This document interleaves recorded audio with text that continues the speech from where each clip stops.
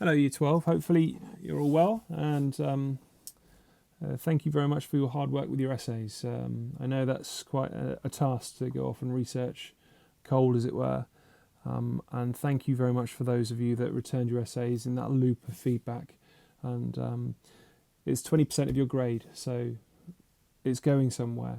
I know sometimes it feels like you're just turning the steps of the hamster cage. You're just going round and round in circles, but that's worth 20% of your grade. So it's an important thing, which is why we got it underway.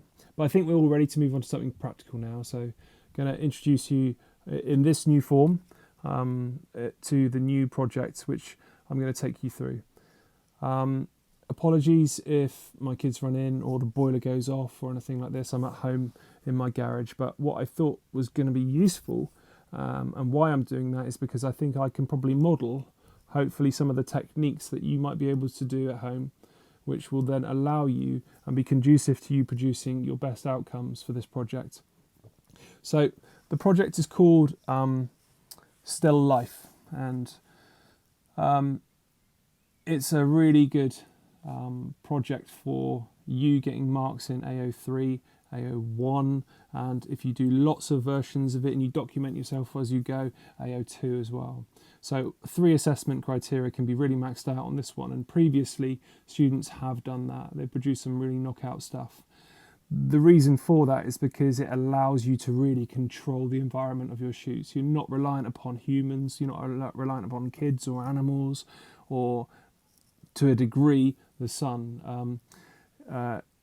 So this hopefully is going to allow you to really hone your skills on identifying good lighting, controlling light, casting light, bouncing light, shaping light, and also the same for composition.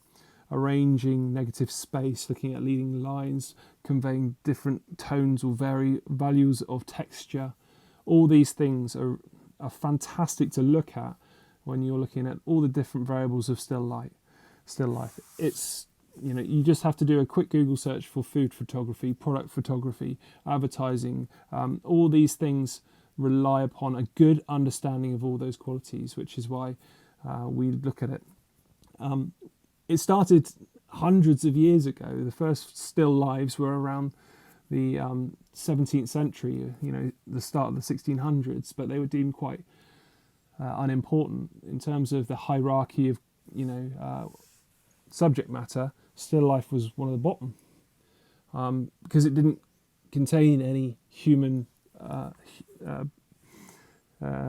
beings to draw or movement, so therefore it was a lot easier to represent. So a lot of painters they cut their teeth on this kind of stuff.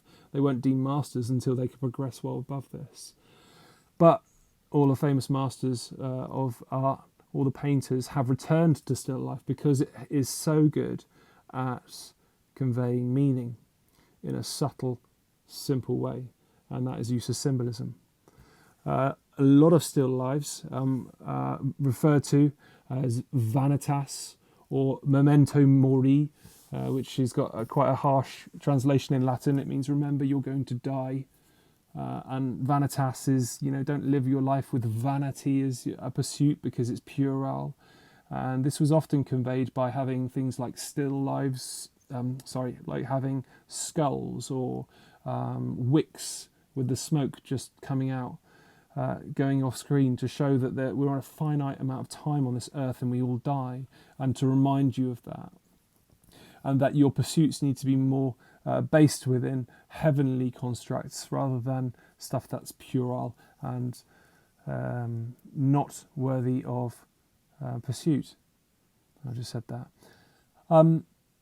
You would have broken pipes, you would have knocked over cups, you would have plants which had certain meanings. You have different fruits which have different symbolic meanings as well, and they all were telling a story in puzzle form. So what I want you to do is to think of your independent themes. You've all chosen really good themes, and you could tell a story about that theme or your take on that theme by arranging a choice set of objects, and those objects could have real significant meanings. I'm going to be doing my project and modelling this around this, and I'm going to look at the theme of quarantine, the fact that we're all stuck inside and contained at the moment, and so I'm going to start with this, and this is olive oil, and olives have had symbolic meaning for hundreds of years in painting, going back to Minerva and Neptune having a fight over who owned the central capital of Greece at the time, and then Minerva won that battle. She so it represents victory in that form, because as she won, she made an olive tree come out of the ground. But it could also be, Noah. He sent out a bird to see if there was any land from the sea when he was out for 40 days and 40 nights on the ark, and then one returned with one in its mouth, which meant that God and man had come to a peaceful arrangement. And that's echoed by lots of pictures of Jesus arriving at Jerusalem on the back of a donkey with a crowd, all with olive branches in their hands. So the first thing I'm going to look at is the symbolism of olives and olive leaves and olive trees in my still life. And I'm going to photograph this and build stuff around it until I've got what I think is a nice composition. And hopefully in doing that, I'm going to teach you about how to think about the object's surface, their shapes, and how you can choose something to maximize the quality of the outcome in your photography. So, step one, think very carefully about your theme and what objects you could find at home or collate on your walks out that represent your theme.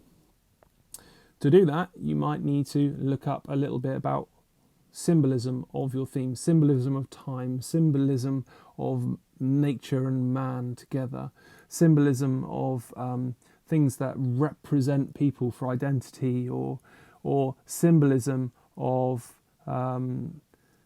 anything for perspective, or controlling someone's view. You've all got different themes. Technology, how that's developed, that's kind of a literal one, isn't it? I wonder if you could put something else in the still life, like a classical scene and then an iPhone. I'm going to put an iPhone in mine as well, I think. Anyway, I think that's enough garbling from me from now. So, step one, think about objects that you could include in your own still life. I'll see you next time. That is a bad sign off, isn't it? Take care.